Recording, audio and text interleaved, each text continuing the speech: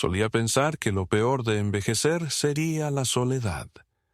El silencio gélido de las habitaciones vacías, las largas tardes que se extienden sin que nadie llame, el peso invisible de un teléfono que nunca suena.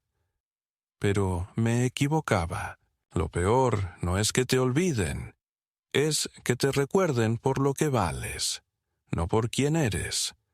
Cuando tu propia sangre te mira y ve una propiedad, una molestia, un número en una escritura o un gasto mensual que ansían tachar, esa es la parte de la que nunca me advirtieron. Me llamo Gerald McKinley. Tengo 81 años. He pasado casi todos los años de mi vida en el mismo terreno, en el condado de Westbrook, Texas. Mi padre me lo dio en 1967 y lo he tratado con más respeto del que la mayoría de la gente se muestra. Mi difunta esposa, Vivian, solía decir que este terreno era la columna vertebral de nuestra familia. Todo lo que éramos regresaba a él. Falleció hace 6 años y, desde entonces, la casa ha estado demasiado tranquila, pero la he conservado. La he limpiado. Pinté el porche, reparé el techo del granero e incluso arreglé la vieja bomba del molino. No porque tuviera que hacerlo, porque seguía siendo mía. Tengo un hijo, Roger. Creció bajo mi techo, comía de mis manos, aprendió a conducir en mi camioneta y consiguió su primer trabajo acarreando heno para nuestro vecino. Siempre fue ambicioso, siempre con prisas por irse. Se mudó a Austin, luego a Houston, y empezó a revender casas, a comprar terrenos, a hablar a gritos sobre las tendencias inmobiliarias, el capital y el flujo de caja.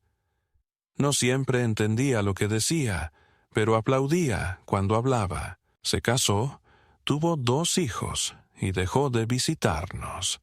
Así son las cosas. Me decía a mí misma que estaba ocupado, que no quería ser una carga. Eso es lo que todos nos decimos, ¿no? Aún así, cada Navidad envolvía regalos para sus hijas, enviaba cheques de cumpleaños y llamaba el día de su cumpleaños incluso cuando sabía que no contestaría. Esperaba el día en que me llamara papá, sin ese tono de obligación en su voz, pero nunca llegó. Entonces, la primavera pasada, me llamó y me dijo que quería ayudarme a simplificar. Dijo que la granja era demasiado para mí, que debería tomarme las cosas con calma, tal vez considerar un lugar donde pudiera descansar. Le dije que estaba bien. Dijo que sonaba confundida. Un mes después, apareció, por primera vez en años. Traía unos papeles, una especie de poder notarial. Dijo que era solo para emergencias. Dijo que facilitaría las cosas en caso de que pasara algo. No quise firmarlo, pero él se quedó en la puerta, con los brazos cruzados, tranquilo, ensayado. Es solo una formalidad, papá. Recuerdo cómo me miró. No como un hijo que ama a su padre, sino como un hombre que revisa un trato que casi está cerrando. Esa mirada se me quedó grabada. Firmé. Que Dios me ayude, firmé. No porque confiara en Él, sino porque no quería empezar una pelea. Pensé que se calmaría. Pensé que tal vez intentaba hacer lo correcto, torpemente. Pensé mal. Las semanas siguientes transcurrieron sin incidentes, hasta que una tarde, una camioneta blanca llegó a mi entrada. Una mujer con uniforme médico y una carpeta de notas salió. Dijo que estaba allí para acompañarme a una residencia temporal Dijo que mi hijo lo había organizado por razones de salud. Le dije que no iba a ninguna parte, que no tenía ningún problema. Sonrió como se sonríe a los perros que ladran. 30 minutos después, llegaron 2 hombres uniformados. Transporte privado, no policías, pero mantenían la misma postura. Tranquilos, firmes, invasivos. Me dijeron con delicadeza que podía venir tranquilamente o que me sedaran. Esas eran mis opciones. Ojalá pudiera decir que luché. Ojalá hubiera gritado, roto una silla o les hubiera hecho trabajar para conseguirla. Pero me quedé paralizada. Miré mi sala, la foto de Vivian junto a la ventana, y algo dentro de mí simplemente cedió. Dejé que me llevaran. Dejé que me alejaran, porque en ese momento me sentí como un fantasma en mi propia vida. Me llevaron a un lugar llamado Willow Hills, cuidado privado para personas mayores. Paredes limpias, música suave, puertas cerradas. Me ingresaron como a un paciente, pero no estaba enfermo. Estaba lúcido. Estaba solo. Me quitaron el teléfono, mi billetera. Dijeron que me las devolverían una vez que terminara la transición. No sabía qué significaba eso. Me dieron pastillas, comida sin sabor, cubiertos de plástico, personal sonriente que me hablaba como si tuviera 4 años. Cada vez que pedía irme, me decían que no me habían dado el alta, que mi hijo ahora se encargaba de mis asuntos, que se pondría en contacto. No lo era. Pasaron las semanas, luego los meses. Nunca devolví las llamadas que hice. El personal dejó de responder a mis preguntas. Cada vez que mencionaba mi tierra, mi casa, me callaban. Y fue entonces cuando empecé a darme cuenta de que no se trataba de cuidarme. No se trataba de seguridad. Se trataba de borrarme. Hay algo en estar sentado en una habitación sin cerraduras por dentro que cambia tu forma de respirar. Al principio, intentaba controlar el tiempo, marcar los días en una servilleta, contar cuántas veces ponían la misma suave música de piano en el pasillo. Pero el ritmo de lugares como Willow Hills está diseñado para desconectarte de la vida real. Desayuno a las 7. Postre a las 2. Control de presión arterial a las 4. Luces apagadas a las 9. Sin correo, sin noticias, sin visitas. El personal tenía una rotación de caras alegres y miradas distantes. No eran crueles, pero no estaban allí para verme. Solo para mantenerme contenido, erguido, medicado y tranquilo. Después de un tiempo, dejé de hacer preguntas, no porque no tuviera más que preguntar, sino porque ya sabía las respuestas. El silencio pesaba. Mi hijo no vendría. Nadie vendría. Y ese formulario que había firmado, solo una formalidad, se había convertido en un muro entre mí y todo lo que poseía, todo lo que era. Empecé a sospechar más, y no solo por instinto. Había pistas, pequeñas y torpes. Una tarde, oí a una enfermera susurrarle a otra que mi hijo se había encargado de todo y que los papeles habían sido procesados. Al verme, dejó de hablar. En otra ocasión, una joven auxiliar me entregó sin querer la bandeja de medicamentos equivocada, con el nombre de otra persona. Leí la historia clínica antes de que me la arrebatara. Decía, Gerald McKinley, poco comunicativo, herencia transferida, movilidad limitada. Ese no era mi perfil. Era un plan.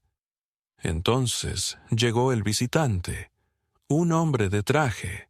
No se presentó, solo dijo que estaba revisando las colocaciones de los altos ejecutivos para verificar su cumplimiento.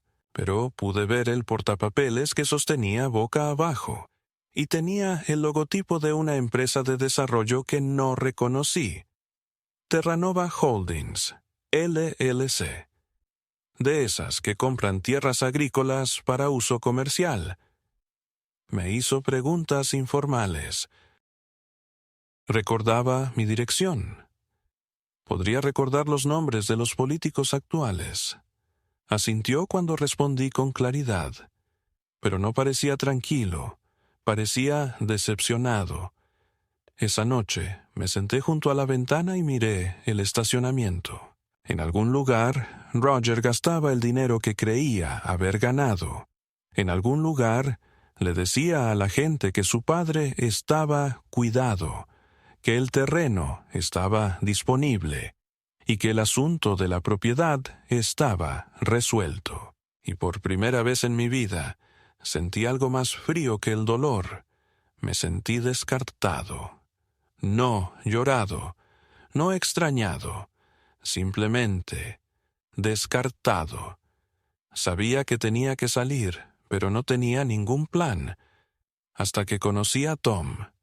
Habitación 204. Un marín retirado. 85 años. Todavía lo suficientemente listo como para jugar al ajedrez y hacer trampas a las cartas sin que lo pillaran. Me había estado observando desde que llegué. Dijo que tenía el modo de andar de un hombre al que todavía le importaba. Le conté mi historia, no de golpe, sino a trocitos. Me escuchó. No me interrumpió. No se compadeció. Solo asintió. Y entonces, una noche, dijo 5 palabras que lo cambiaron todo. Si quieres salir, te ayudaré. Resulta que Tom llevaba meses trabajando en un plan de escape, solo por diversión. Decía que le daba algo que hacer. Se sabía de memoria los turnos, sabía qué puerta trasera no tenía alarma, e incluso tenía un par de uniformes viejos que había robado un día de lavandería. No le pregunté por qué no se había ido. Quizás solo necesitaba una razón. Quizás esa razón era yo. Esperábamos una mañana lluviosa. Ese jueves, mientras las enfermeras estaban distraídas por una pequeña caída en la cafetería, nos escabullimos por la salida de servicio detrás de la cocina. Caminamos unos 400 metros por la hierba mojada hasta una valla metálica. Tom me ayudó a subir como si no pesara nada. Después, lo ayudé a subir. Terminamos en un camino secundario, empapados hasta los huesos, con el corazón latiendo con fuerza, pero libres. Tom tenía un amigo, un mecánico del pueblo, que le debía un favor. Nos dejó cerca de la oficina de registros del condado. Ahí fue donde nos golpeó el segundo. Roger había presentado la documentación solicitando la tutela total debido a un deterioro cognitivo avanzado. Alegó delirios, comportamiento errático e incapacidad para mantener la higiene personal.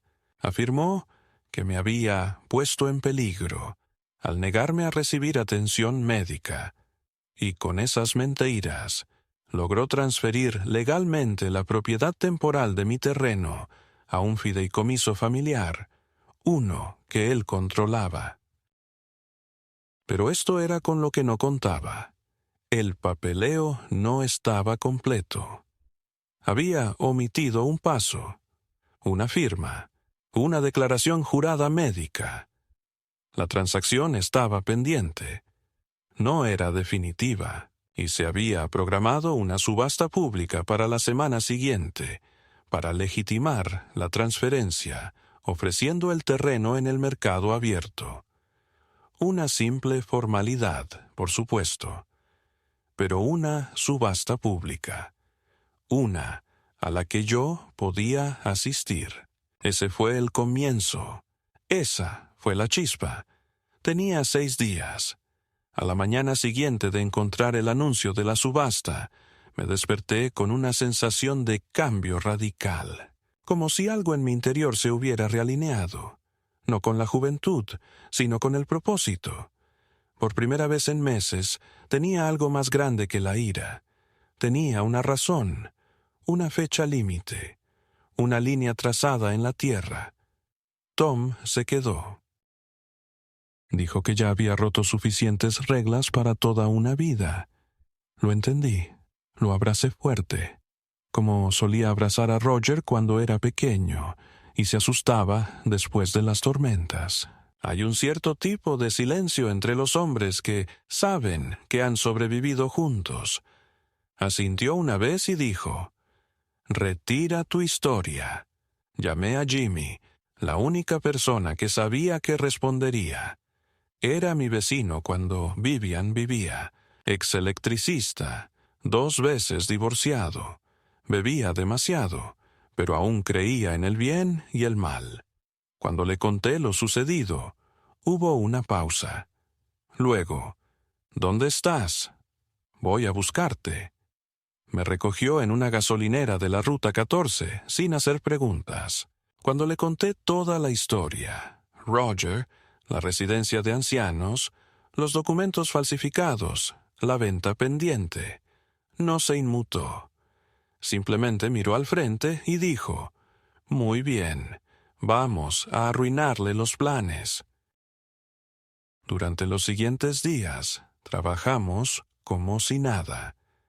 Jimmy me llevó al juzgado, donde presenté una petición de emergencia para detener la subasta, alegando incompetencia mental y reclamaciones fraudulentas de tutela. Me presentó a una abogada de oficio, una mujer llamada Karen, aguda como una navaja y el doble de rápida. No me edulcoró nada. «Esto no va a ser fácil», dijo. «Construyó un caso a base de papeleo y silencio. Necesitarás pruebas y tendrás que presentarte». Le dije que haría ambas cosas. Recopilamos mi historial médico. 3 médicos de Willow Hills me habían evaluado, y al menos uno se había negado a firmar el informe de deterioro mental. Conseguimos una declaración notariada de Tom. Recuperamos las grabaciones de vigilancia que me mostraban caminando sin ayuda, hablando con claridad, alimentándome sola e incluso ayudando a otros.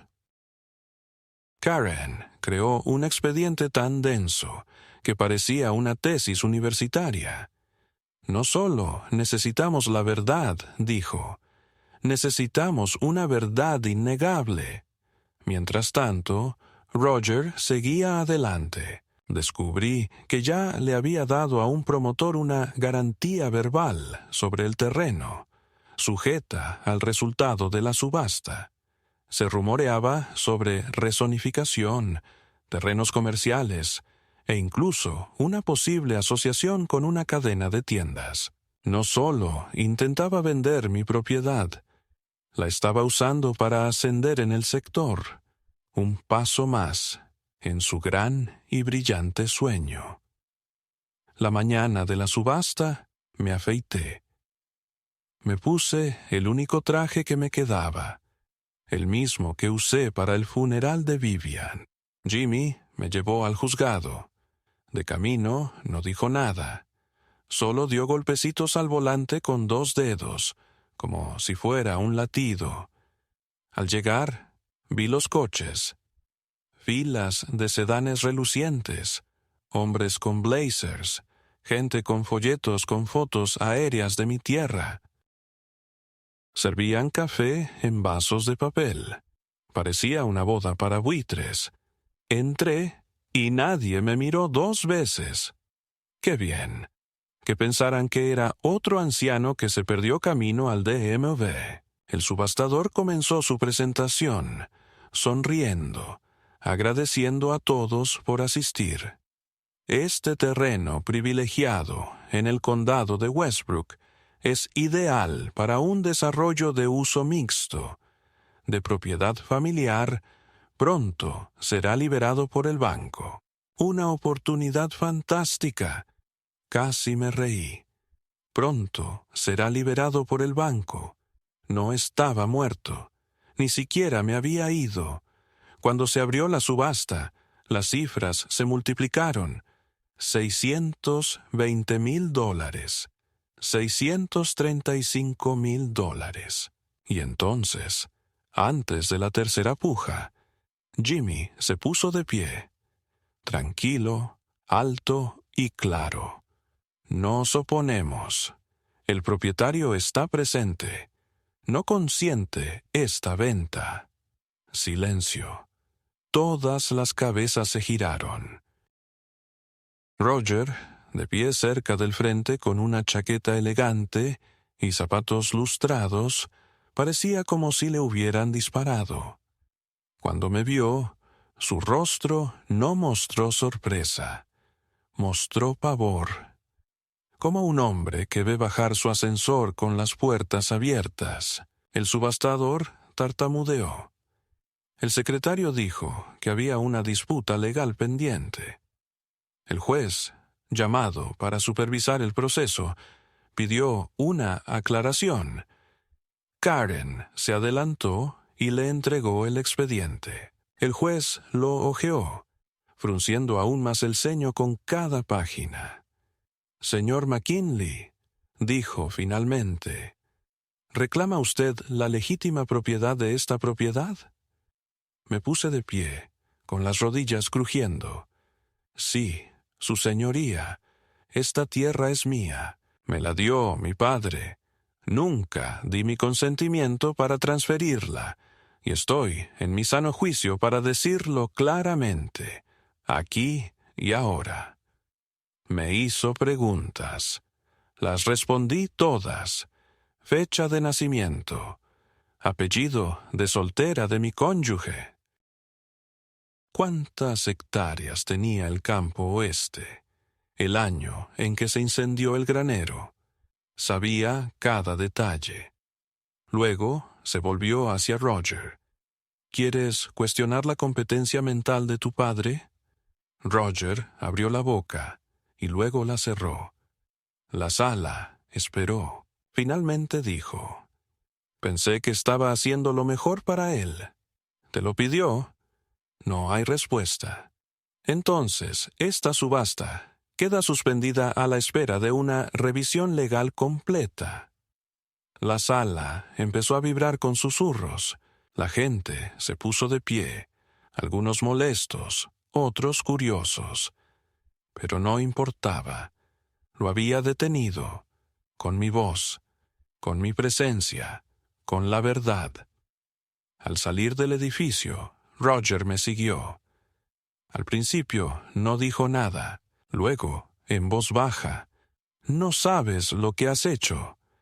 Me volví hacia él. Miré al hombre que me tomaba de la mano al cruzar la calle, que se dormía sobre mi pecho. «No», dije, «no sabes lo que hiciste». Se estremeció, como si esperara que lo golpeara. Pero no levanté la mano. No hacía falta. Ya estaba sangrando, pero no del tipo que cualquiera podía ver. Los días posteriores a la subasta fueron como pisar hielo agrietado, calma, superficial, pero se oía su crujido por debajo, amenazando con ceder en cualquier momento. A Roger lo habían pillado por sorpresa, sí, pero no era de los que se marchan tras un revés público. No, era un pesado, un conspirador. Y si algo había aprendido de él, era que prefería arrasar con todo antes que admitir su derrota. Karen presentó una moción para congelar todas las transferencias de propiedad y solicitó una audiencia judicial para determinar su estatus de tutela legal. El juez estuvo de acuerdo. Se fijó una fecha. Eso nos dio 3 semanas.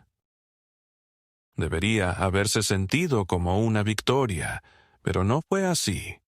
Todavía no. Jimmy me dejó quedarme en la habitación de invitados, que estaba encima de su garaje, sin alquiler, sin preguntas, solo una cafetera cada mañana y algún que otro «¿Estás bien?». Le dije que sí. No lo estaba. No dormí. No dejaba de recordar la mirada de Roger. Pánico, incredulidad, algo más oscuro en el fondo. Esa mirada no decía «lo siento». Decía «has arruinado mi plan», y sabía, en el fondo, que ese plan no era solo cuestión de dinero. Se trataba de borrarme del mapa por completo. Unos días después, llegó una carta, no de Roger, sino de un consultorio médico privado, con un encabezado impecable y lenguaje legal. Decía que, según las pruebas de video y las observaciones de comportamiento presentadas, presentaba signos de deterioro cognitivo progresivo y recomendaba una reevaluación psicológica inmediata y una posible intervención legal. Me quedé mirando la firma, un médico al que no conocía. La implicación era clara. Roger había presentado imágenes, probablemente de cámaras ocultas o registros en residencias de ancianos, y las había convertido en una narrativa. Estaba sentando las bases para que me declararan mentalmente incapacitado. Cuando se lo enseñé a Jimmy, no dijo nada. Cogió el teléfono y llamó a la clínica. Al principio, negaron tener un paciente con mi nombre. Luego, al presionarlos, admitieron que se había realizado una evaluación externa basada en material de terceros presentado. Fue entonces cuando lo supimos. Roger había intentado medicalizar su traición. Contraatacamos con fuerza. Karen solicitó una evaluación por un panel independiente. Me sometí a todo tipo de pruebas imaginables: memoria, ejercicios de lógica, funciones motoras, análisis de sangre, incluso una tomografía cerebral. Un médico me pidió que nombrara a todos los presidentes de Estados Unidos en orden. Lo hice, y luego, por si acaso, le di sus años en el cargo. Después de las evaluaciones, uno de los neurólogos me dijo: «Señor McKinley, su claridad mental es mejor que la de algunas personas de la mitad de su edad. Si alguien intenta afirmar lo contrario, tiene intenciones ocultas». Presentamos todos los resultados al tribunal, pero aún no estaba satisfecho. Quería volver a ver la tierra, el lugar donde comenzó esta guerra. Tomé prestada la camioneta de Jimmy y salí una mañana por el viejo camino del condado. Pasé por la gasolinera, donde besé a Vivian por primera vez. Pasé por la iglesia, donde nos casamos. Pasé por el restaurante donde Roger derramó un batido en mí. Regazo a los 9 años. Cuando llegué a la propiedad, mi corazón se hundió. Había banderas clavadas en la tierra, marcadores naranja y azul brillantes, espaciados uniformemente, como en un campo de batalla. Un remolque estaba donde antes estaba el Rosaleda de mi esposa. El aire olía a diésel y tierra cruda. Un equipo de construcción estaba dando vueltas, midiendo y clavando estacas. Un hombre con casco me vio y se acercó. ¿Puedo ayudarte?, preguntó. Esta es mi tierra, dije. Soltó una risita. ¿Seguro? Nos dijeron que lo están renovando. ¿Por quién? Se encogió de hombros. Terranova Holdings. Dijeron que todo está aprobado. Solo estamos haciendo los preparativos. Pedí documentos. Dijo que era solo el tipo de la cinta métrica. Tomé fotos de todo. Las banderas, el remolque, los carteles. Luego volví a la camioneta y me quedé sentado allí, con las manos agarradas al volante, hasta que el sol se puso tras los árboles. De vuelta en la ciudad, Jimmy contactó con la oficina de planificación. Resultó que Roger había firmado un contrato preliminar de desarrollo, sujeto a la autorización judicial definitiva. Era legal, pero a duras penas, solo una apertura suave para demoler el terreno discretamente.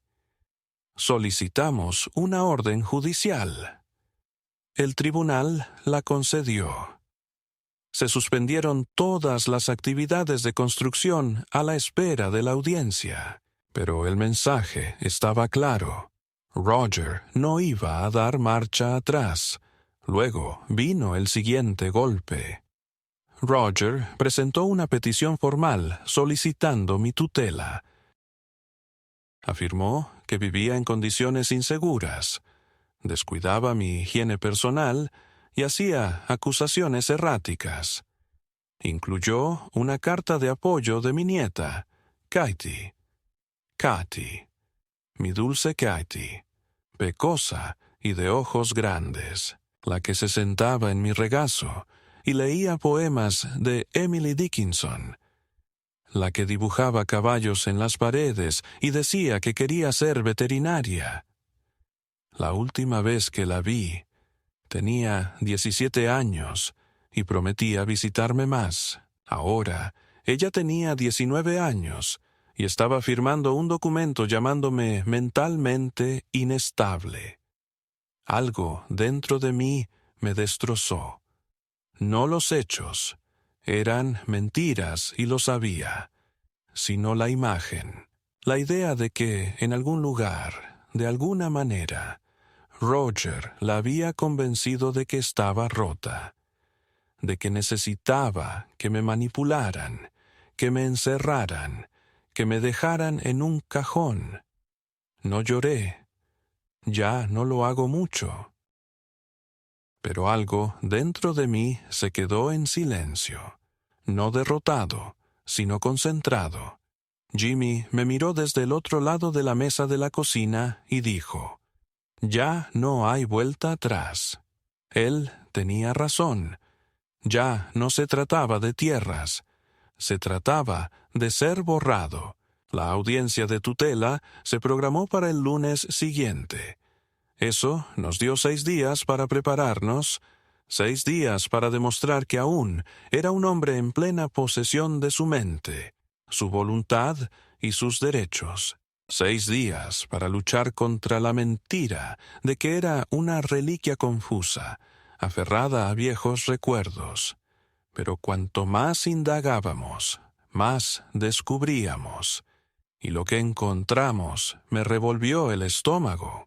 Roger no solo había solicitado el control legal de mi patrimonio, sino que también había presentado retroactivamente evaluaciones médicas realizadas por un consultor pagado, no por un médico colegiado. El hombre había trabajado para una cadena de residencias para personas mayores y había sido amonestado 2 veces por infracciones éticas. Ese fue el origen de la recomendación anterior de que me reevaluaran psicológicamente. No era neutral, estaba comprada. Y esa carta que firmó Katie, la habían reescrito 3 veces. Conseguimos un borrador filtrado de alguien de la oficina de Roger. Una versión anterior decía que yo era independiente, pero excéntrica. La versión final me calificaba de paranoica, inestable y emocionalmente manipuladora. Incluso incluía una línea que decía que mostraba signos tempranos de demencia, incluyendo alucinaciones visuales. Esa línea me hirió más de lo que esperaba, porque una vez, años atrás, le había dicho a Katie que todavía veía a su abuela a veces, en sueños, en el viento a través de las cortinas de la cocina, en el olor a pan recién horneado. Se lo dije no para asustarla, sino para que supiera que el amor perdura, que el dolor es una forma que llevamos. Ahora, ese recuerdo se había convertido en munición. No reconocí a la chica que firmó ese papel, pero sabía quién se lo había entregado. Roger había construido una fortaleza alrededor de su mentira, muros de papeleo, cimientos de compasión forjada. No solo había intentado apropiarse de mis tierras, había intentado anular mi legado, decir que me había ido antes de morir. Así, cuando el mundo viera mi nombre en una escritura de transferencia, no se inmutaría. Diría, bueno, de todas formas, estaba cometiendo un desliz. Karen lo llamó una obra para borrar un libro de texto. Cuenta con que no te presentes, que no tengas la suficiente claridad para contraatacar, pero tenemos las pruebas, las grabaciones y tu testimonio. Y lo más importante, estarás en esa sala. Asentí. Pero algo dentro de mí se estaba desmoronando. No dejaba de pensar en Vivian, en lo que diría si viera todo esto, en cómo se le quebraba la voz al hablar de la familia. La sangre no te protege, me dijo una vez. Solo profundiza las heridas. Nunca lo entendí. Ahora sí, la mañana de la audiencia, me vestí con varias capas. En el juzgado siempre hacía demasiado frío. Jimmy me llevó otra vez, igual que antes, pero esta vez no dijo nada. Solo me dio un papel doblado. Lo abrí, una frase, con su letra gruesa y cuadrada. No eres un fantasma. Me aferré a esa nota como si fuera una armadura. Dentro de la sala, el aire era cortante, de esos fríos que te calan los dientes. Roger estaba sentado a la mesa de los demandantes, flanqueado por dos abogados. Katie estaba sentada detrás de él, con los brazos cruzados y la mandíbula apretada. No me miraba a los ojos. Me dijeron que tendría la oportunidad de hablar, pero primero llegaron las declaraciones juradas, el papeleo, las preocupaciones que Roger había enumerado. Pintaban la imagen de un hombre confundido, agresivo, inestable, un peligro para sí mismo. Fue como leer mi propio obituario escrito por un desconocido que me odiaba. Entonces, Karen se levantó y empezó a desmantelarlo, documento por documento. Señaló las inconsistencias, subrayó las contradicciones, mencionó los resultados de la evaluación, la falta de respaldo médico, los borradores alterados. Mencionó las grabaciones de mí, cortando mi propio césped, ayudando a otro residente a encontrar su medicación, organizando un torneo de ajedrez en Willow Hills. Reprodujo un video mío hablando con un terapeuta, relatando mi historia con calma, incluso riendo en un momento. Luego me llamaron. El juez me preguntó si entendía por qué estábamos allí. Dije que sí. Me preguntó qué quería. Dije, que me dejen en paz. morir con mi nombre intacto, vivir como siempre he vivido, por decisión propia, no por permiso. Luego me preguntó qué creía que había sucedido. Así que le dije. Le conté sobre la mañana en que vinieron a buscarme, sobre la mujer con bata y los hombres de voz suave y manos firmes, sobre las puertas cerradas, las pastillas, el silencio, sobre la subasta, los formularios falsificados, la forma en que mi propio hijo me miró como si le estorbara, y entonces miré a Roger. De verdad que lo miré. No sudaba, no le daba vergüenza, estaba inexpresivo, pulcro, como un hombre dando una presentación a inversores, sin remordimientos, solo cálculo. Ya estaba pensando en su siguiente paso. Fue entonces cuando cambié mi tono. Dije, no se trata solo de tierra, se trata de un legado. Mi padre labró esa tierra con sus propias manos. Enterré a mi esposa bajo un roble que plantamos juntos. Mi hijo quiere convertirlo en un estacionamiento con su nombre en los papeles y mi fantasma en la tierra. Y está usando el sistema para lograrlo. No estoy confundido. No soy inestable. Estoy enojado. Y sigo aquí. El juez permaneció en silencio durante un largo rato. Luego dijo, revisaré toda la documentación y emitiré una decisión a finales de semana. Mientras tanto, no se podrá tomar ninguna medida con respecto a la propiedad ni a la persona del señor McKinley. Esa noche salí y me senté en el porche de Jimmy. Observé el viento soplar entre los árboles como si fuera algo vivo. Las estrellas eran nítidas, frías, sinceras. Katie me envió un mensaje a la mañana siguiente.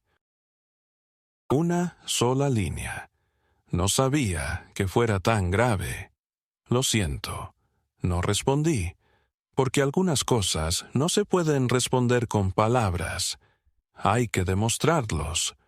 El fallo del juez se emitió un jueves por la mañana. El secretario del juzgado llamó a Karen a las 9:17 y leyó la decisión por teléfono. Me senté en su escritorio, agarrándome al borde como si esperara a que el jurado dictara sentencia. Pero no hubo sentencia. Había libertad. El tribunal no encuentra pruebas suficientes para otorgar la tutela del señor Gerald McKinley. Comenzaba la declaración. Todas las alegaciones de deterioro cognitivo carecen de fundamento clínico o legal. El demandado conserva plena autonomía en la gestión de su patrimonio y asuntos personales, sin tartamudeos, sin asteriscos, solo firmeza. Karen me miró con una mezcla de victoria y cautela. Esto no significa que no vaya a intentar algo más, dijo. Pero por ahora lo tienes claro. No hablé, no pude. Jimmy nos llevó de vuelta a casa en silencio. Bajé la ventanilla y dejé que el aire me diera en la cara como lluvia tras una sequía. No sonreí. Todavía no, porque sabía que no se trataba solo de ganar un caso. Se trataba de recuperar mi nombre, pieza por pieza, de un hombre al que abracé de bebé. Pero la historia no había terminado. 2 días después, fui a la oficina de tierras del condado. Llevé todos los documentos que tenía.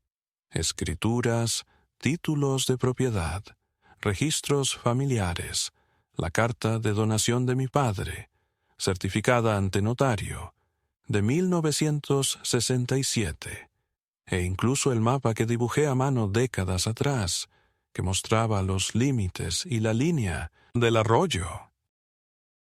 Le dije al secretario que quería depositar la propiedad en un fideicomiso, no a nombre de mi hijo ni del mío, sino en un fondo de preservación comunitaria. El terreno permanecería intacto, sin urbanizar. Un área de conservación, abierta al público, con una placa en honor a mi esposa, mis padres y las familias que una vez trabajaron esa tierra. El empleado pareció sorprendido. «¿Seguro?», Zrenia preguntó. «Es un terreno de primera calidad». Dije, «Para mí no lo es». Me entregó el papeleo. Lo firmé. El lunes, por la mañana, el acuerdo era oficial. El terreno ya no era mío, no en el sentido de propiedad, pero siempre lo sería, en el sentido que importa. Intocable. Imposible de demoler. Esa tarde, Roger llamó, primera vez en meses. No respondí. Dejó un mensaje. Tranquilo, controlado. Dijo que lamentaba haber llegado a esto, que solo intentaba protegerme, que el proceso se adelantó a la intención. La jerga corporativa para la traición. No pidió perdón. Ni siquiera pidió reunirse. Simplemente terminó diciendo, «Espero que podamos encontrar la manera de volver».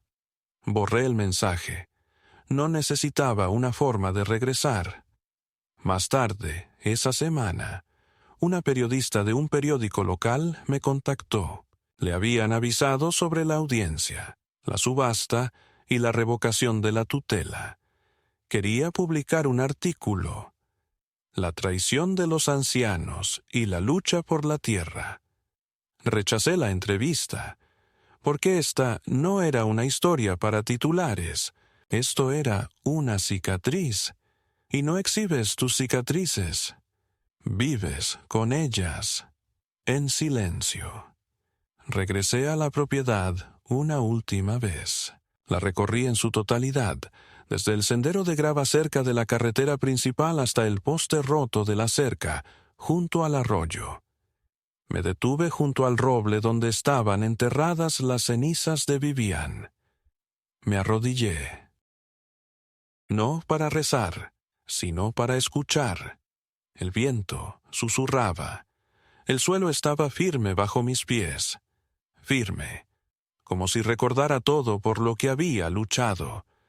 Esa noche dormí 8 horas completas por primera vez en años. No porque estuviera a salvo, pero porque estaba completo de nuevo. Tras la sentencia y el papeleo del fideicomiso, todo pareció calmarse. No de forma triste, simplemente más tranquilo, como si la tierra por fin volviera a respirar, sin esperar más excavadoras ni mentiras. Me mudé a la pequeña cabaña cerca del límite oeste de la propiedad. Antes era un cobertizo para herramientas, pero Jimmy y yo la limpiamos, le pusimos aislamiento y arreglamos el techo. Tenía todo lo que necesitaba. Una cama, una mesa, una ventana que captaba la luz de la mañana y un silencio que no me acusaba de nada. Planté tomates detrás de la cabaña. Puse una pequeña cerca para mantener alejados a los ciervos. Algunos días me sentaba afuera, simplemente observando el viento azotar la hierba, escuchando la tierra como si me respondiera. No esperaba perdón, ni de Roger, ni de Katie, ni de los años que perdí. Ya no lo esperaba. La gente del pueblo empezó a enterarse de lo sucedido. Me convertí en una especie de leyenda entre los mayores. Me paraban en la tienda de piensos o me saludaban desde sus porches, asintiendo como si hubiera hecho algo valiente. No me sentía valiente. Me sentía agotado, no vacío, simplemente limpio, como un campo después de la cosecha. Lo que quedaba era tierra, y la tierra es donde pueden crecer cosas nuevas. Recibí una carta de Katie, no un mensaje de texto, no un correo electrónico. Una carta de verdad, escrita con tinta azul. Dijo que no sabía lo que firmaba cuando Roger le dio el formulario. Dijo que confiaba en él. Dijo que nunca imaginó que le mentiría sobre mí. Dijo que extrañaba cómo le contaba historias sobre las estrellas y los coyotes, y cómo su abuela reía con todo su cuerpo. Dijo que lo sentía. Doblé la carta y la guardé en una caja de hojalata debajo de mi cama. No le respondí. Todavía no. Quizás nunca. Pero la guardé porque algunas cosas, aunque no tengan arreglo, merecen ser recordadas. Roger se fue del estado. Se decía que había perdido clientes tras la publicación de los documentos judiciales. No fue inhabilitado. Técnicamente no infringió ninguna ley, pero su nombre quedó vinculado a la gestión involuntaria de personas mayores, y los negocios se acabaron. Vendió su bufete. Se mudó a Arizona. Lo último que supe es que estaba trabajando en un nuevo proyecto. No me importa cuál sea. A veces me preguntan si alguna vez pienso en la venganza, si alguna vez quise hundirlo más. Les digo esto: lo intentó, perdió. Y ahora tiene que vivir con la verdad, como yo tuve que vivir con la traición. Eso es más castigo que cualquier cosa que pudiera inventar. Conservé mi tierra, mantuve mi nombre, no dejé que me borraran de mi propia vida, y eso, al final de todo, es suficiente. Era principios de abril cuando llegó la carta, escrita a mano en papel rayado, con el nombre del distrito escolar impreso tenuemente en una esquina. Recuerdo cómo el sobre reposaba sobre la mesita de mi cabaña, como si esperara a que estuviera lista, sin exigir atención, simplemente existiendo con delicadeza, como suele ocurrir con la honestidad. Era de una maestra de primaria en Westbrook, la señorita Callahan, quien dijo que había oído hablar del fideicomiso que había creado para el terreno y quería saber si su clase de 5º grado podía venir a visitarnos una tarde. Escribió sobre la enseñanza de ciencias ambientales, sobre niños que no sabían de dónde venían las verduras más allá de las bolsas de plástico, sobre cómo estaban aprendiendo a nombrar árboles, a medir la temperatura del suelo y a identificar insectos no con miedo, sino con curiosidad, y preguntó si tal vez la clase podría caminar por los campos y ver cómo era el terreno sin pavimentar, si podrían tocar corteza que no hubiera sido barnizada para el mantillo del patio, o sentarse en el césped sin que fuera césped artificial. Me quedé con la carta un buen rato antes de responder, no porque necesitara pensar, sino porque la idea de ese tipo de visita, niños corriendo por un campo que casi me habían robado de la memoria, me pareció tan inesperada que me hizo apretar y soltar algo en el pecho a la vez, como un nudo que por fin se deshace. Le escribí a mano, diciéndole que sería un honor que vinieran, que había algunos puntos cerca de la valla sur donde el suelo se había ablandado demasiado después de la lluvia, y que necesitarían botas, que había podado los espinos del sendero del arroyo, que aún había un viejo molino de viento que no giraba, pero que se veía bonito a la luz de la mañana. La mañana que llegaron,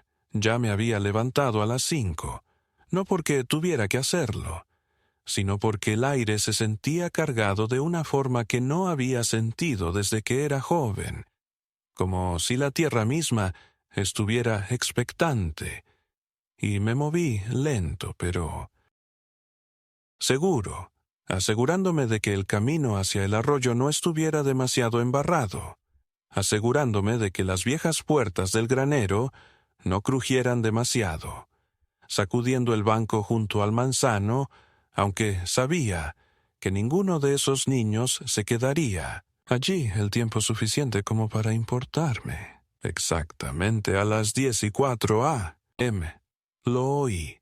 El silbido bajo e inconfundible de un autobús escolar amarillo que avanzaba por mi largo camino de grava, y me quedé de pie al borde del porche, con una mano en la barandilla y la otra sosteniendo mi café, observando el rastro de polvo que dejaba tras él como un recuerdo perseguido. Cuando el autobús se detuvo, la puerta se abrió con un siseo y salieron en tropel. No solo unos pocos, sino decenas, con las mochilas balanceándose, las zapatillas golpeando el suelo, las voces alzándose como pájaros tras una tormenta. Me impresionó lo llenos de vida que estaban, cómo incluso los más callados tenían una especie de movimiento, con la mirada fija, las manos crispadas, como si sus células se negaran a la quietud. La señorita Callahan fue la última en bajar, una mujer menuda con chaqueta vaquera y botas de montaña, con un portapapeles en una mano y una sonrisa amable que no temía las arrugas. Me estrechó la mano como quien respeta a los terratenientes, no solo los ve como reliquias, y me dio las gracias de nuevo por haberlos sacado. Empezamos en el borde del campo principal, donde el pasto varilla crece en matas desiguales, y la tierra está oscura y suelta tras décadas de cuidados. Le expliqué que mi padre me mostró cómo comprobarlo. Tomar un puñado, ver cómo caía entre los dedos, no muy húmedo ni demasiado seco, sino en el equilibrio perfecto para acoger una semilla. No les di una charla. Esto no era la escuela, era recordar. Y los niños no se inquietaron ni bostezaron. Hicieron preguntas, algunas tontas, otras ingeniosas, algunas que me hicieron dudar antes de responder, como la niña que preguntó si los árboles me extrañaban cuando no estaba, y le dije, puede ser, pero son pacientes. Y ella asintió como si comprendiera algo que probablemente haría reír a los adultos. Caminamos a lo largo de la cerca occidental, donde los álamos se inclinan como viejos escuchando chismes, y les conté sobre la vez que una tormenta partió uno justo por la mitad, y cómo siguió creciendo de todos modos, retorcido, pero vivo. Y un niño me preguntó si alguna vez me había partido así, y no dije nada por un momento. Solo miré el árbol y dije, todavía no. Al mediodía, estábamos junto al lecho del arroyo, donde el agua corre poco profunda y clara, y ellos se agachaban para buscar salamandras, saltar piedras y dibujar con palos en el barro, y la señorita Callahan les dijo que fueran cuidadosos, que esto no era un patio de recreo, sino algo más antiguo y tranquilo, y asintieron, sorprendentemente respetuosos para una generación criada con pantallas. Me senté en una roca bajo el sicómoro y los observé, no con distancia, sino con asombro, porque lo que vi no fue ruido, ni desorden, ni riesgo. Fue la vida reclamando un espacio que casi se había vendido por cemento y silencio. Un niño encontró una herradura oxidada cerca del viejo cobertizo de herramientas y preguntó si era un tesoro. Le dije que sí, pero no del tipo que se gasta. Dijo, «Entonces, ¿qué haces con él?» Dije, «Lo recuerdas». Se lo metió en el bolsillo como si fuera de oro. Después de comer, dibujaron el terreno. Árboles, cercas, nubes, incluso la vieja bomba que intenté arreglar 3 veces antes de rendirme. Una chica me dibujó sentada bajo el roble, con el sol detrás y el granero al fondo. Y cuando me lo entregó, dijo, «Espero que se quede así para siempre». No la corregí. No le expliqué cómo las cosas no se quedan, cómo los graneros se derrumban, cómo los nombres se borran, y cómo la tierra se convierte en dinero, en boca de hombres que nunca la tocaron. Simplemente dije, «Yo también», y doblé el papel como si fuera una escritura. Para cuando el autobús arrancó, el cielo se había suavizado un poco, el aire un poco más fresco, y los campos estaban tranquilos de nuevo, pero no vacíos. Me quedé allí un buen rato después de que se fueran, sosteniendo esa foto en una mano y la herradura oxidada en la otra, pensando en lo que significaba conservar algo, no solo físicamente, sino espiritualmente, para proteger un recuerdo de ser robado.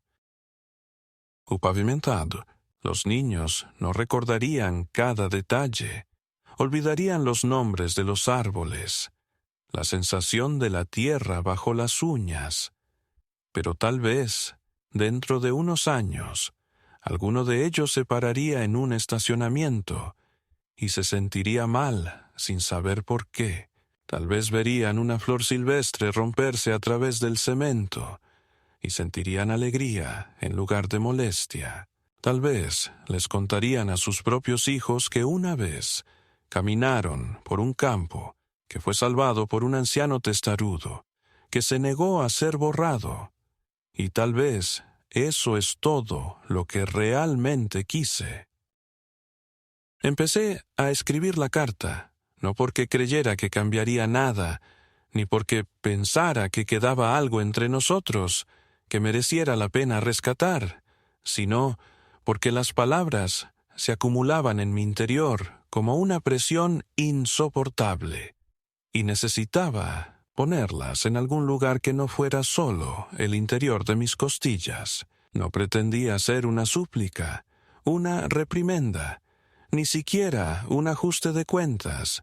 Era solo una liberación, una forma de hablar en silencio, después de tantos meses de que hablaran de mí, hablaran por mí, o me silenciaran por completo. Encontré un bloc de notas amarillo en el cajón, del tipo que Vivian solía tener junto al teléfono, para escribir listas de la compra, o dejar notas sobre la colada, y me senté a la vieja mesa junto a la ventana, la que da al campo del este, donde el sol sale primero por la mañana, y donde la escarcha se aferra al alambre de la cerca un poco más que en ningún otro lugar. Destapé un bolígrafo que no había usado en años, y escribí su nombre en la parte superior.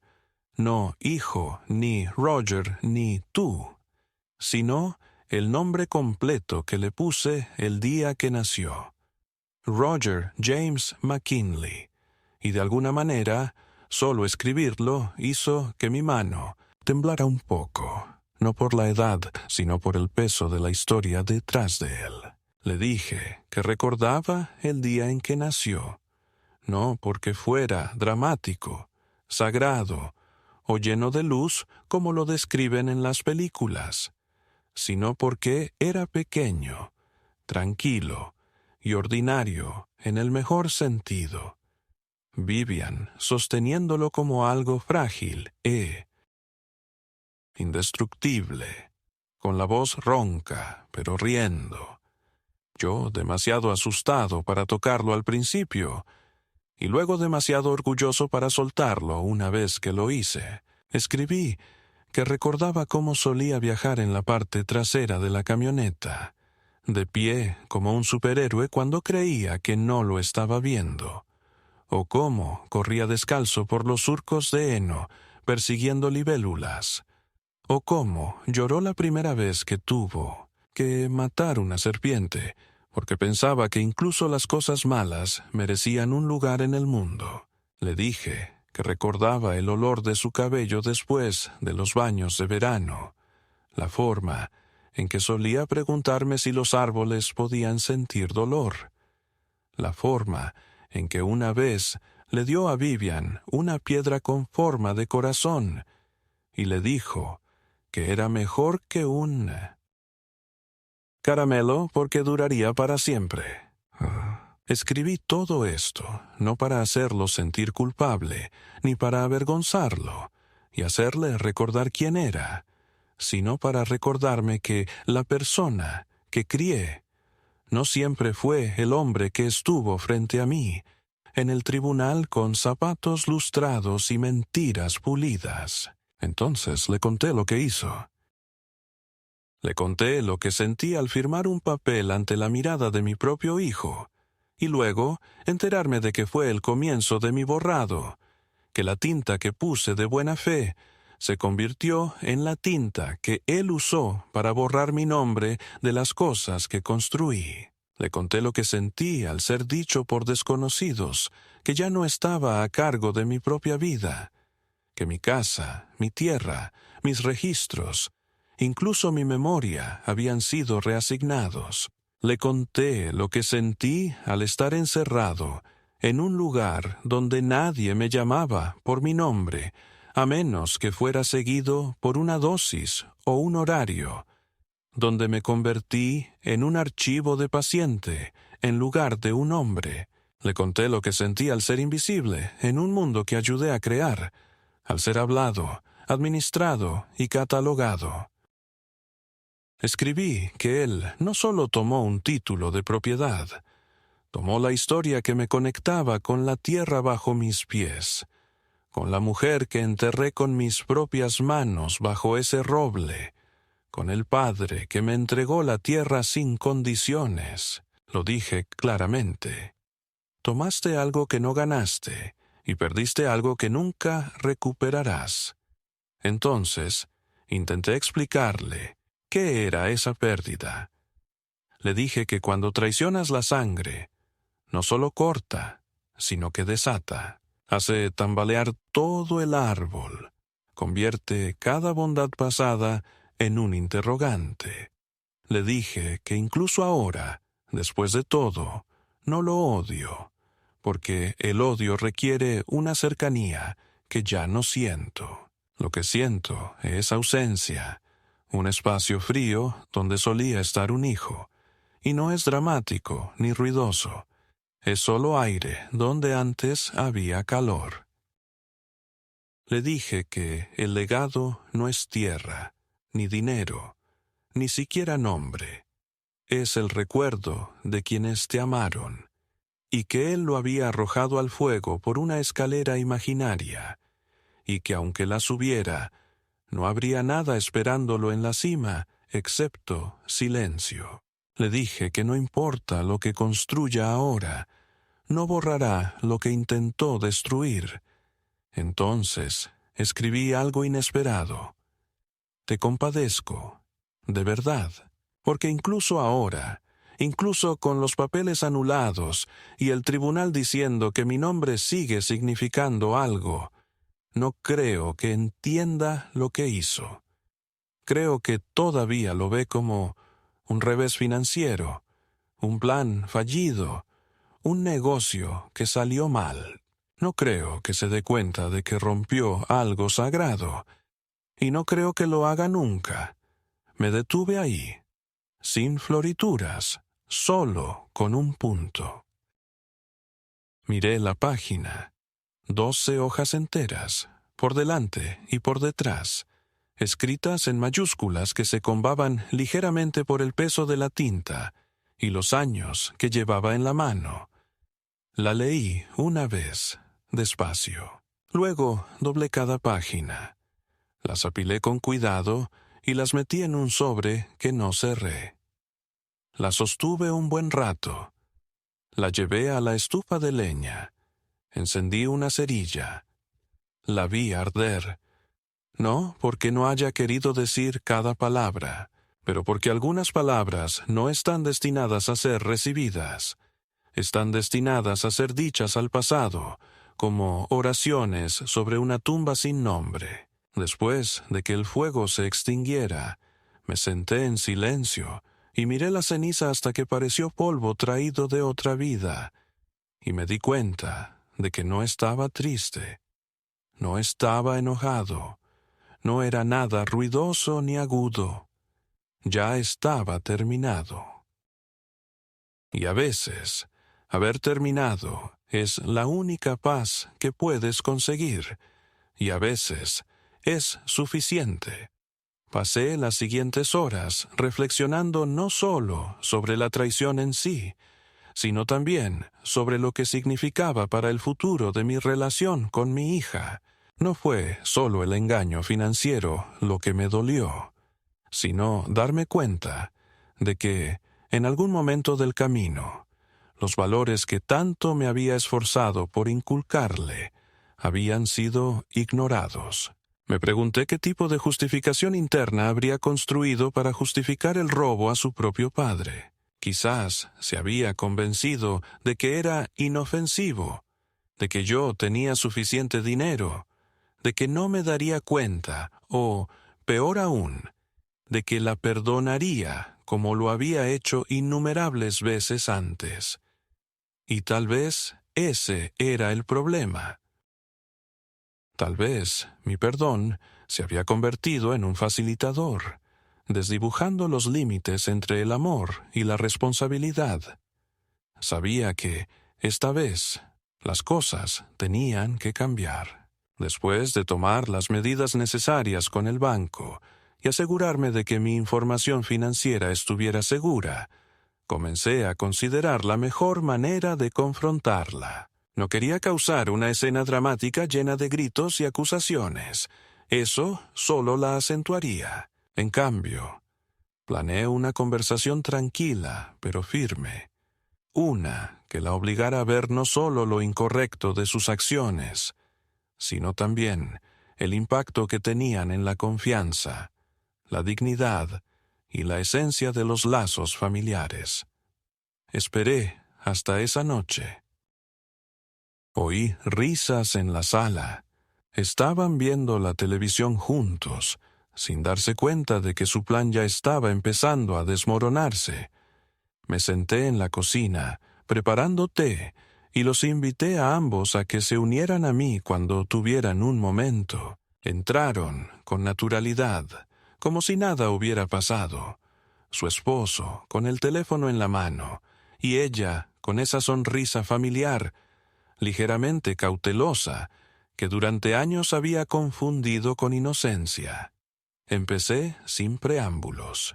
El crucero que intentaste reservar antes, dije lentamente, observando sus reacciones, fue rechazado. Su rostro se congeló y se giró bruscamente hacia su esposo, quien parecía igualmente confundido y alarmado. Sé lo que hiciste, continué. Sé que usaste los datos de mi tarjeta de crédito mientras dormía. La habitación se quedó en silencio, salvo por el tic-tac del viejo reloj de pared detrás de mí. Mi hija abrió la boca para hablar, pero titubeó. Su esposo la miró, luego a mí, y luego volvió a mirarme, como si sopesara el costo de negarse. «Podrías haber preguntado», añadí, «y podría haber dicho que sí o que no, pero al menos habría sido sincera». La expresión de mi hija se transformó en una mezcla de culpa y vergüenza. «No pensamos que sería para tanto», murmuró. «Siempre nos has ayudado antes. Solo queríamos algo para nosotras». Esas palabras me impactaron con sorprendente claridad. Algo para nosotros. como si todo lo que ya había dado, mi tiempo, mi dinero, mi presencia, no hubiera sido suficiente, como si la paternidad significara un pozo infinito de sacrificio, uno que no exigiera gratitud a cambio. Respiré hondo y le expliqué, con la mayor calma posible, que si bien la amaba, no me convertiría en una víctima en mi propia casa. Ya había tomado medidas para protegerme, dije. Se notificó al banco, se presentaron denuncias por fraude y se implementaron nuevas medidas de seguridad. Si vuelve a ocurrir, advertí, habrá consecuencias legales, no porque quiera castigarlos, sino porque tengo que protegerme. Se quedaron atónitos. Tal vez no habían pensado que me lo tomaría tan en serio. Tal vez asumieron que mi amor seguiría cegándome, pero ya no estaba ciego. Los siguientes días fueron incómodos y tensos. Se quedaron la mayor parte del tiempo en su habitación, hablando en voz baja, a puerta cerrada. Yo seguí con mis rutinas: leer, caminar, arreglar la casa. Pero notaba que el ambiente había cambiado. Vi en sus ojos que estaba avergonzada, pero también insegura de cómo reparar el daño. No le ofrecí un perdón fácil. Eso, creía, había que ganárselo. A la tercera mañana se me acercó en silencio en la cocina. «Papá», dijo, «lo siento, de verdad. No sé en qué estábamos pensando». Levanté la vista del periódico. «No estabas pensando», dije. «Estabas tomando». Asintió, con lágrimas en los ojos. «He empezado a buscar trabajo extra», dijo. «Quiero devolvértelo. No sé cuánto tardaré, pero quiero intentarlo». Observé su rostro y, por primera vez en mucho tiempo, le creí. No por las palabras en sí, sino por el tono, la postura, la sinceridad tranquila que no se podía fingir. Aún así, algo en mí había cambiado para siempre. Comprendí que había que establecer límites y, sobre todo, mantenerlos. Me senté con ambos y les definí nuevas expectativas si querían seguir viviendo bajo mi techo. Contribuirían con la compra y los servicios. Tratarían mi propiedad y mi privacidad con respeto. Cualquier violación de estas condiciones significaría que tendrían que buscar su propio lugar. No era un castigo. Era una estructura, algo que hacía tiempo que debía haber sido. Para mi sorpresa, aceptaron sin protestar. Tal vez siempre habían necesitado este límite. Tal vez yo había necesitado establecerlo con más claridad años atrás. A medida que las semanas se convertían en meses, algo extraordinario comenzó a suceder. El ambiente en casa mejoró. Ambos encontraron trabajos a tiempo parcial. Mi hija empezó a ayudar más en casa, a cocinar e incluso a acompañarme en mis paseos matutinos. Volvimos a hablar. No solo charlas triviales, sino conversaciones reales. Sobre la vida, sobre errores, sobre esperanzas y arrepentimientos.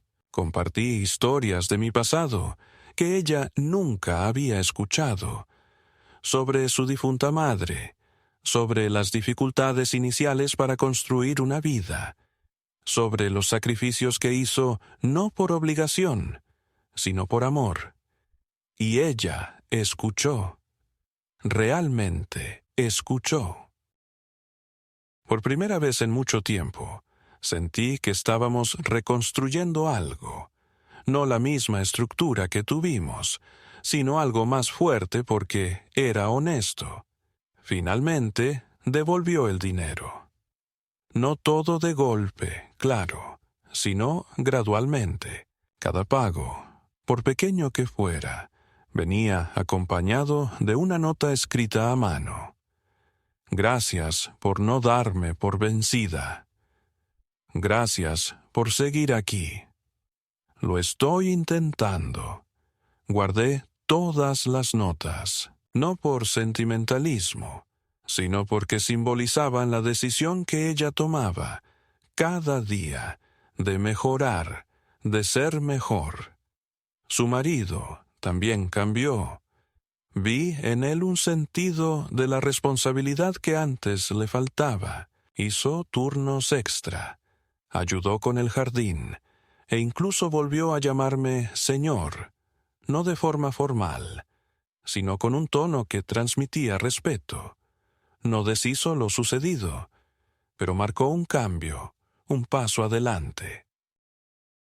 Al final, el intento de robo se convirtió en un punto de inflexión inesperado. Forzó un ajuste de cuentas que llevaba años gestándose. Deshizo las mentiras cómodas y dio paso a la verdad, por dolorosa que fuera. Y en esa verdad encontramos el inicio de la sanación. No diré que todo es perfecto. La confianza, una vez rota, tarda en reconstruirse. Hay momentos en que la duda invade. Cuando reviso mi billetera por segunda vez, o dudo antes de compartir detalles financieros. Pero ya no vivo en la decepción silenciosa ni en el resentimiento tácito. Ahora hablamos, establecemos expectativas, asumimos nuestros errores. Y quizás lo más importante es que perdonamos, no como una forma de escapar de las consecuencias, sino como un camino a seguir, elegido deliberadamente, un día a la vez.